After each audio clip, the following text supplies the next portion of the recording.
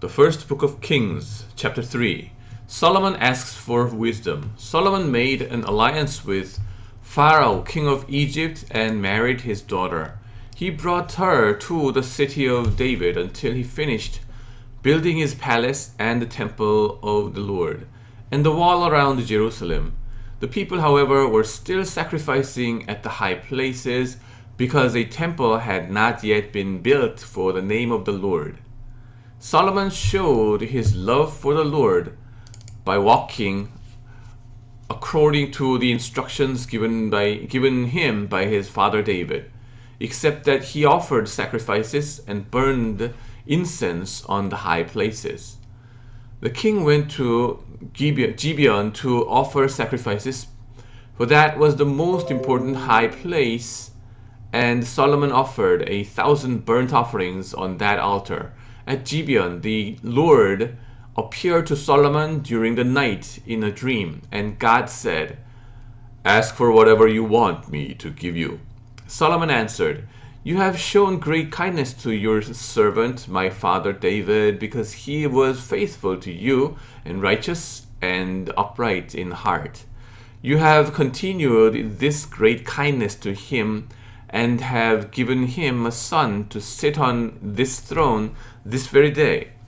Now, Lord, my God, you have made your servant king in place of my father David, but I am only a little child and do not know how to carry out my duties.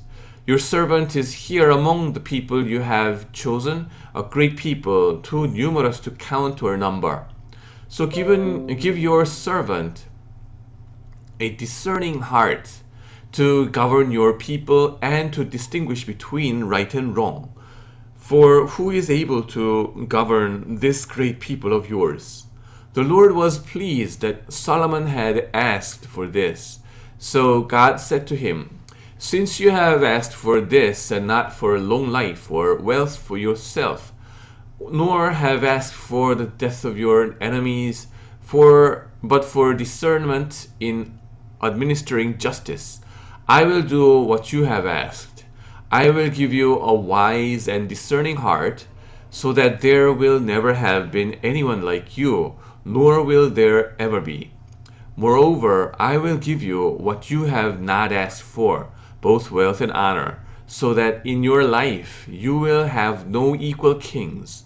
And if you walk in obedience to me and keep my decrees and commands, as David your father did, I will give you a long life." Then Solomon awoke, and he realized it had been a dream. He returned to Jerusalem, stood before the ark of the Lord's covenant, and sacrificed burnt offerings and fellowship offerings. Then he gave a feast for all his court, a wise ruling. Now 2 prostitutes came to the king and stood before him. One of them said, "Pardon me, my lord, this woman and I live in the same house, and I had a baby while she was there with me. The 3rd day after my child was born, this woman also had a baby. We were alone. There was no one in the house but the 2 of us. During the night, this woman's son died because she lay on him. So she got up in the middle of the night and took my son from my side while your servant was asleep. She put him by her breast and put her dead son by my breast. The next morning I woke up to nurse my son, and he was dead. But when I looked at him closely in the morning light, I saw that it wasn't my son I had born." The other woman said, "No, the living one is my son, the dead one is yours." But the first one insisted, "No, the dead one is yours, the living one is mine." And they argued before the king. The king said, "This one says, 'My son is alive and your son is dead,' while that one says, 'No, your son is dead and mine is alive.'" Then the king said, "Bring me a sword." So they brought a sword for the king. He then gave an order, "Cut the living child in 2 and give half to the one and half to the other." The woman whose son was alive was deeply moved out of love for her son, and said to the king, "Please, my lord, give her the living baby. Don't kill him." But the other said, "Neither I nor you shall have him. Cut him in two." Then the king gave his ruling. "Give the living baby to the first woman. Do not kill him. She is his mother." Then all Israel heard the verdict the king had given. They held the king in awe because they saw that he had wisdom from God to administer justice. Solomon's officials and governors. So King Solomon ruled over all Israel, and these were his chief officials: Azariah, son of Zadok, the priest; Horeth, and Ahijah, son of Shisha, secretaries; Jehoshaphat, son of Ahilud, recorder; Benaiah, son of Jehoiada, commander-in-chief; Zadok and Abiathar, priest; Azariah, son of Nathan, in charge of the district governors; Zabud, son of Nathan, a priest and advisor to the king; Ahishar, palace administrator; Adoniram, son of Abda, in charge of forced labor. Solomon had 12 district governors over all Israel who supplied provisions for the king and the royal household. Each one had to provide supplies for 1 month in the year. These are their names: Ben-Hur, in hill country of Ephraim; Ben-Dekar, in Makaz; Shalbim, Beth-Shemesh, and Elon, Beth-Hanan; Ben-Hesed in Aruboth; Succoth and all the land of Hefer were his; Ben-Abinadab in Nephoth Dor. He was married to Taphath, daughter of Solomon. Bana, son of Ahilud, in Tanakh and Megiddo, and in all of Bethshan next to Zerethan below Jezreel, from Bethshan to Abel Meholah across Jokmeam; Ben-Gebar in Ramoth Gilead, the settlement of Jair, son of Manasseh, in Gilead, where his as well as the region of Argob in Bashan and its 60 large walled cities with bronze gate bars; Ahinadab, son of Iddo, in Mahanaim; Ahimaaz in Naphtali.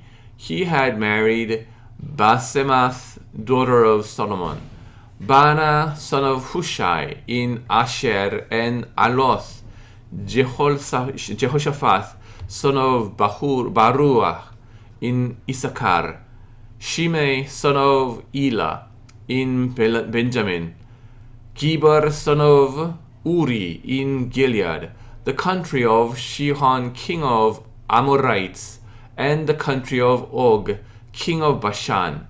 He was the only governor over the district. Solomon's daily provisions. The people of Judah and Israel were as numerous as the sand on the seashore. They ate, they drank, and they were happy. And Solomon ruled over all the kingdoms from Euphrates River to the land of the Philistines, as far as the border of Egypt. These countries brought tribute and were Solomon's subject all his life. Solomon's daily provisions were 30 cores of the finest flour and 60 cores of meal, 10 head of stall-fed cattle, 20 of pasture-fed cattle, and 100 sheep and goats, as well as deer, gazelles, roebucks, and choice fowl. For he ruled over all the kingdoms west of the Euphrates River, from Tifsha to Gaza, and had peace on all sides.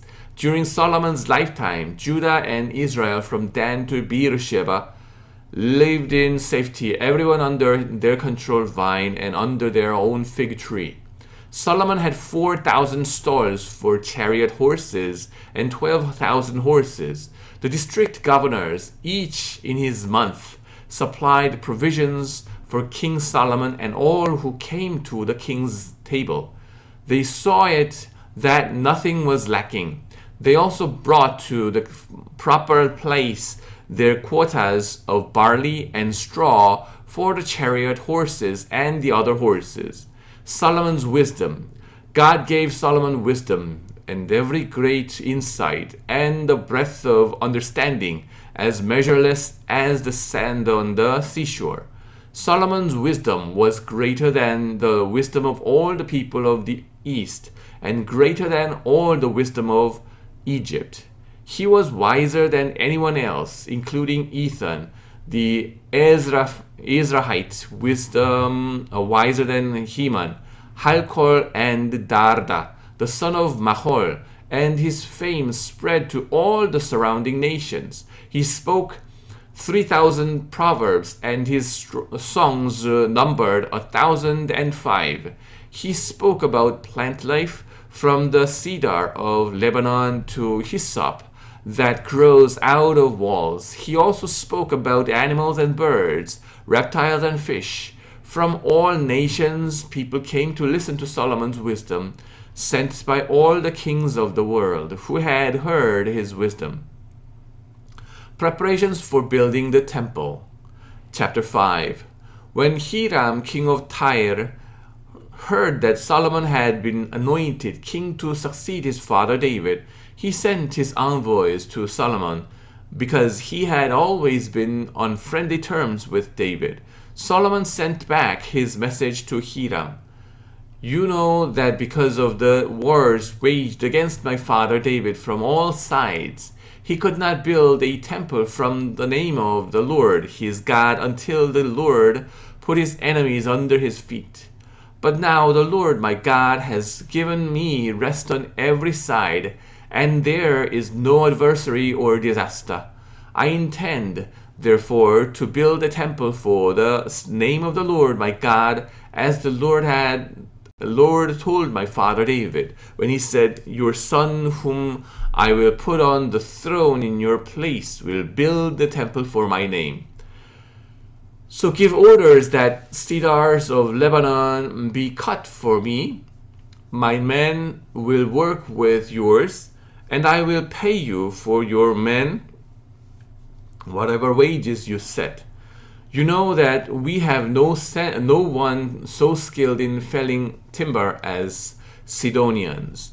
When Hiram heard Solomon's message, he was greatly pleased and said, Praise be to the Lord today, for he has given David a wise son to rule over this great nation. So Hiram sent word to Solomon, I have received the message you sent me, and will do all you want in providing the cedar and juniper logs.